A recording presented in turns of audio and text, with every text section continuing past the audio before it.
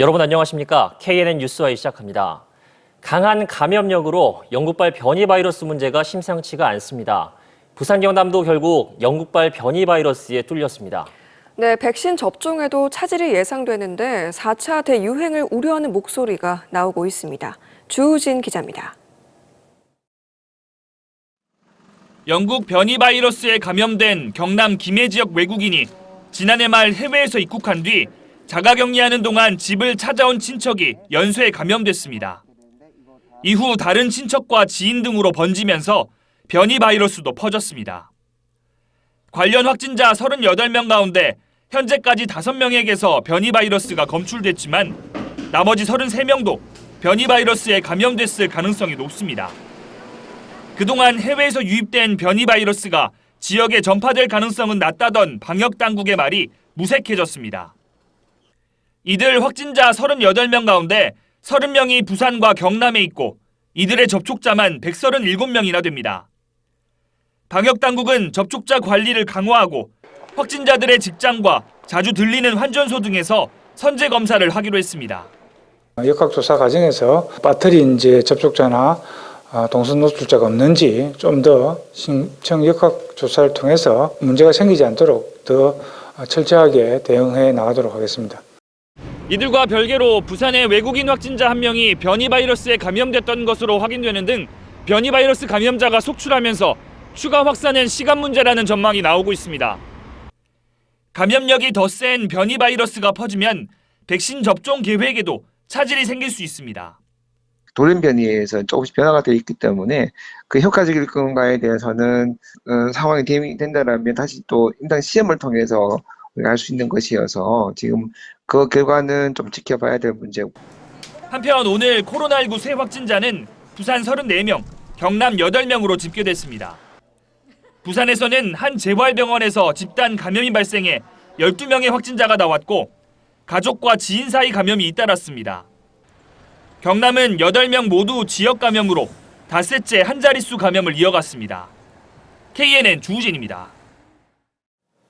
네, 코로나19 3차 유행 때 전체 감염의 24%를 차지할 정도로 가족 간 전파가 가장 많았는데요. 이번 설에는 가족 간에도 집합금지가 적용되면서 열차 예매율이 사상 최저로 떨어지는 등 조용한 설 명절이 예상되고 있습니다. 강소라 기자가 보도합니다. 5인 이상 집합금지에 직장인들은 설 연휴 고향 방문이 고민입니다. 돌아가면서 할머니를 뵐지 아니면 좀 거리두기가 완화되면 가족들이 다 같이 모여서 한번 좀 시간을 보낼지 아직도 여전히 고민 중인 상황에 있습니다. 집안 어른들이 먼저 오지 말라고 말을 꺼내준 경우는 한결 마음이 놓입니다. 먼저 이제 오지 말라고 해주셔가지고 어떻게 말씀드려야 하나 고민도 많이 됐는데 얘기를 먼저 해주셔서 감사하기도 하고 아쉽기도 했습니다. 창원과 창녕, 함양 등 지자체 곳곳도 SNS와 현수막을 통해 고향 방문 자제를 요청하면서 귀성객은 줄 것으로 보입니다. 이에 열차 좌석 예매율은 전체 좌석의 20%가 채 되지 않습니다. 지난 설과 비교했을 때 36%, 처음으로 창가 좌석만 발매를 시작했던 지난 추석과 비교했을 때도 85% 수준입니다. 하지만 여전히 모임을 강행하는 가정도 있어 맘카페 같은 온라인 커뮤니티에서는 고민글이 잇따르고 있습니다. 시댁에서 먼저 오지 말라고 하지 않는 이상 못 간다고 나서기 어려운 상황이라는 하소연 글이 많습니다. 5인 이상 모였다가 이웃에 의해 신고돼 과태료를 물거나 확진 시 역학조사를 통해 행정처분을 받게 될 거라는 우려도 나옵니다. 사상 초유의 설 연휴 5인 이상 집합금지에 떠들썩하던 명절 풍경은 사라질 전망입니다. KNN 강소라입니다. 최근 김해에 살고 있는 한 남성이 올린 청와대 국민청원이 뜨겁습니다. 간호조무사인 아내가 어렵게 임신을 했는데 돌연 병원에서 해고를 당한 건데요. 억울한 나머지 정부기관에 하소연했지만 책임 떠넘기기뿐이었습니다. 최한솔 기자가 직접 그 사연을 들어봤습니다. 경남 김해에 살고 있는 39살 박모 씨. 결혼 6년 동안 아이가 생기지 않다. 지난해 기적처럼 임신 소식을 들었습니다. 작년에라도 못 가졌으면 시험만 하기도 한번 주사나 이런 거 있잖아요. 그런 것도 좀. 김해의 한 병원에서 간호조무사로 일하던 박 씨의 아내는 병원 측과 출산 휴가를 조율하던 중 생각지도 못한 통보를 받습니다. 1월 말까지 병원을 떠나라는 것입니다. 병원에서 밝힌 해고 이유는 직무 능력 부족 등 4가지. 와이프가 3년간 다니면서 뭐 큰 문제도 없었고, 그리고 와이프가 뭐 지각이나 결근이나 뭐 이런 부분 한 적도 없었고. 꿈쩍 않던 병원은 박 씨가 노동부에 진정을 넣자 복직을 명령했지만 그 뒤에도 사직 권고는 계속됐습니다. 2월 1일부터 출산휴가까지 무급휴직하고, 그 다음에 뭐 출산휴가에 권고사직. 이를 받아들이지 않자 만삭의 몸인 아내에게 병원 밖에서 환자 체온을 측정하는 일을 시키다 결국 또 해고를 통보했습니다. 국민청원회까지 알려지고 일이 커지자 병원 측은 다시금 통보를 철회했습니다. 취재에 나서자 병원 측은 해당 직원의 해고가 계약 만료에 따른 정당한 것이라는 입장입니다. 근데 와이프가 계속 방에서 울고 있더라고요. 그 모습 보니까 내가 참, 그러니까 내가 돈을 좀 더 잘 벌었으면 이런 일이 안 터졌을까라는 그런 생각도 들고. 박 씨는 병원의 이 같은 행태를 정부에 알렸지만 울분을 토해야 했습니다. 먼저 고용노동부로 제기한 민원은 자신들 소관이 아니라며 여성가족부로 떠넘겨지더니 보건복지부로 경남 도청으로 갔다가 도청 내부에서도 이과 저과로 튕겨 다니다가 결국 흐지부지 됐습니다. 보건복지부잖아. 보건복지부는 고용노동부 가고, 그래 고용노동부에서 절로 가고, 그래 고용노동부에서 또 양산지청으로 해서 양산지청 가니까 그냥 거부하고 그냥 버티라고 하고. 박 씨의 아내는 더 이상 병원에 나가지 않고 있으며 다음 달 말 출산을 앞두고 있습니다. KNN 최한솔입니다. 오늘 발표된 정부의 부동산 공급 대책은 서울 등 수도권에 초점이 맞춰져 있는데요.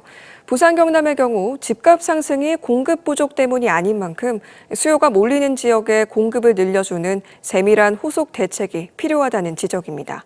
김성기 기자입니다. 정부의 2사 부동산 대책의 핵심은 공급 확대입니다. 서울, 경기 등 수도권은 어느 곳 하나 가릴 데 없이 공급이 크게 부족하기 때문입니다. 특히 내 집에 사는 분이 적고 상대적으로 주거 여건이 열악한 곳이 많은 서울과 같은 대도시는 집중적으로 주택을 공급할 필요가 있습니다. 5대 광역시에는 2025년까지 22만 호가 공급되는데 인구 대비로 계산하면 부산에는 1년에 대략 15,000호 정도가 더 늘어나는 셈입니다. 하지만 수도권과 지역 사정은 조금 다릅니다. 부산 집값 상승의 가장 큰 이유가 해운대와 수영, 남구, 동래 등 특정 지역에 수요가 몰리기 때문입니다. 따라서 지역 사정을 고려한 세밀한 공급 대책이 뒤따르지 않는다면 오히려 공급 과잉도 우려됩니다. 지방에 우리 지역의 공급량을 늘리겠다라고 하는 그 물량이 과연 그 수요가 있는 지역에 할당된 게 얼마나 되겠느냐라고 하는 그런 측면에서 봤을 때는 오히려 그 공급 과잉으로 이어질 수도 있다. 반면에 역세권과 준공업지에 인센티브를 줘 개발을 유도하는 도심 공공주택 사업에 대한 기대는 큽니다. 특히 주거지와 인접한 부산 반여동과 용호동, 수영동, 구소동 일대 준공업 지역에 대해 개발 수요가 예상됩니다. 사실상 준공업 기능이 떨어지는 지역들이기 때문에 그런 데서 이제 한 1,500평 정도 이내라고 하면은 충분히 이제 아파트로 할 수가 있다라는 거지. 공공 재개발도 확대되면서 그동안 사업성이 떨어져 지지부진하던 역세권 인근 사업지는 활기를 띨 것으로 기대됩니다. 하지만 일부 전문가들은 장기적으로 수도권 집값이 안정되면 인구의 역외 유출이 더 가속화될 것이라는 부정적 전망도 내놓고 있습니다. KNN 김성기입니다. 네, 코로나19 여파로 해외 전지 훈련을 가지 못하는 프로야구 롯데자이언츠와 NC다이노스가 각각 홈구장에서 동계 훈련을 시작했습니다. 추위 때문에 비닐하우스까지 등장했는데요. 두 팀 모두 우승 의지를 드러내며 시즌 끝에 웃음 짓는 승자가 되기 위한 담금질을 시작했습니다. 정기영 기자입니다. 부산 사직야구장에 큰 비닐하우스가 등장했습니다. 따뜻한 조건에서 훈련할 수 있도록 만든 시설입니다. 코로나19 때문에 해외로 가지 못하자 롯데자이언츠는 홈 부산에서 훈련을 시작했습니다. 집에서 출퇴근이 가능하지만 호텔에서 합숙하면서 팀워크를 다지기로 했습니다. 항상 목표를 잡고 또 우리가 훈련에 임하고 또 경기에 임해야 되기 때문에 저는 일단 4강 하고 난 뒤에 저는 내년에 우승을 생각하고 있습니다. 마지막에 재계약하며 팀 훈련에 합류한 이대호 선수. 우승 옵션을 넣으면서 사실상 마지막 선수 생활 2년을 우승과 함께 끝내겠다는 의지를 드러냈습니다. 지금 열심히 하려고 우승하려고 준비를 하는 거기 때문에 팬들한테 항상 죄송하지만 분명히 좋아하실 때도 됐고 뭐 한 번 더 이렇게 꽃을 피울 수 있는 시기가 됐기 때문에. 지난해 통합 우승팀 NC 다이노스도 연고지 창원 마산야구장에서 훈련을 시작했습니다.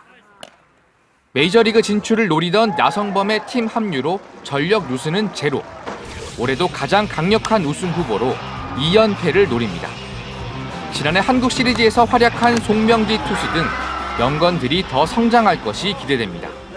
부상 없이 잘 마무리해서 개막 엔트리에 들 수 있도록 노력하는 게 제일 우선인 것 같고, 프로야구단은 4월 개막 전까지 모두 국내에서 훈련합니다. KT위즈가 부산 기장, 두산 베어스가 울산 등 수도권 팀들이 따뜻한 동남권을 훈련지로 선택해서 부산 경남에서 미니 리그도 치러지게 됐습니다. KNN 정기영입니다. 지난 1990년 낙동강변에서 여성을 성폭행하고 살해한 사건 기억하십니까?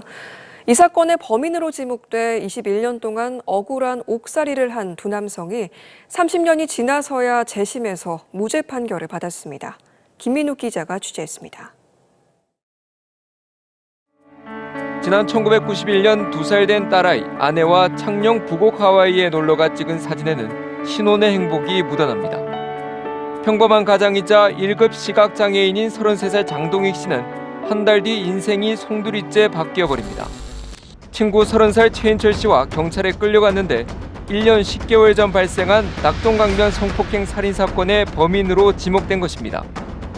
잠깐 이야기점을 휴대해서 따로 나가니까 차를 밖에 차가 있더라고요, 승용차가. 그리고 간 곳이 사경찰서에 가게 됐죠. 그래 그때 왜 왔는지도 모르게 갔어요.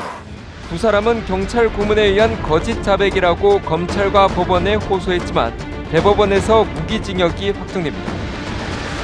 이후 21년 동안의 억울한 옥살이를 한 뒤 모범수로 풀려났습니다. 지난 2019년 검찰 과거사위가 고문 정황을 확인하면서 재심 논의가 급물살을 탔고 지난해 재심 개시 결정이 내려졌습니다. 그리고 마침내 1년이 지나 법원은 두 사람에게 무죄를 선고했습니다. 재판부는 고문과 가혹행위로 이뤄진 자백은 증거 능력이 없다며 무죄를 선고하고 법원이 인권의 마지막 보루 역할을 수행하지 못했다며 사과했습니다. 불법 수사 과정에서 수집된 피고인들의 자백 진술 등 위법 증거를 배제하였고 나머지 증거들에 의할 때 피고인들의 강도 살인 등 주요 범행이 입증되었다고 보기 어렵다는 이유로 무죄를 선고한 사건입니다. 30년 만에 무죄 선고. 두 사람에게는 만감이 교차합니다. 집을 나설 때가 33살, 딸은 2살이었습니다. 아내는 29살이었고 나오니까 딸은 24살이 됐고 저는 55세 나왔습니다. 오늘 같은 날을 학수고대하며 기다렸었고 무죄가 나올 거라 생각을 했는데 한 며칠 또 잠을 못 잤습니다. 이래 보니까 또 기쁘고 또 이제 누명을 벗었다 생각하니까. 무죄를 이끌어낸 재심 전문 박준영 변호사는 고문 경찰관들에 대해 국가 배상을 청구하겠다고 밝혔습니다. 지금이라도 이 두 분에게 무릎 꿇고 사죄를 한다면 이 두 분들의 또 다친 마음도 열릴 수가 있는 것이고. 최인철, 장동익 씨는 검거된 지 30년 만에 살인자라는 누명에서 완전히 벗어났습니다. 하지만 경찰과 검찰의 수사부터 법원의 최종 판단까지 국가기관이 이들을 보호하지 못했다는 점에서 남겨진 과제의 무게는 여전히 무겁습니다. KNN 김민욱입니다. 네, 부산시 선거관리위원회가 오는 4월 7일 부산시장 보궐선거 투표 참여 홍보를 위해 부산우정청과 함께 홍보단을 운영합니다. 양 기관은 보궐선거 투표 참여 홍보 문구가 담긴 현수막을 우체국 전기 택배 차량 60대에 부착하고 본격 운행에 들어갔습니다. 부산우정청은 투표 참여 홍보 문구에 게재한 택배 포장용 테이프를 우체국에 비치하는 등 다양한 협업 홍보 사업을 추진합니다. 이번 설 연휴 부산을 드나드는 고속도로의 하루 평균 예상 교통량은 69만 3천 대로 지난해보다 14% 줄어들 것으로 보입니다. 코로나19 확산 이후 처음 맞이한 명절인 지난해 추석 때에도 일평균 교통량은 75만 4천 대로 2019년보다 14% 줄었습니다. 경찰은 10일부터 14일까지 근무자를 50% 늘려 갓길 운전과 끼어들기 단속을 강화합니다. 이병진 부산시장 권한대행이 르노 삼성차를 방문해 노사 분규의 원만한 해결을 요청했습니다. 이병진 권한대행은 부산시가 르노 삼성의 핵심 부품 국산화 사업과 트위지 구매 보조금을 지원하는 점을 강조하고 르노 삼성차가 지역 경제 발전에 계속 기여해 줄 것을 요청했습니다. 또 노사가 조금씩 양보해 회사의 정상화를 앞당겨 줄 것을 요청했습니다. 동남권 메가시티 준비를 위한 특별 지방자치단체 설치 공동준비단이 구성됐습니다. 부산과 경남, 울산은 각 자치단체의 담당 국장들이 공동단장을 맡은 공동준비단을 공식 발족하고 행정통합 준비를 시작한다고 밝혔습니다. 공동준비단은 다음 달로 예정된 동남권 발전계획 최종 보고서 이후 부울경 합동추진단이 구성되기 전까지 준비 작업을 진행할 예정입니다.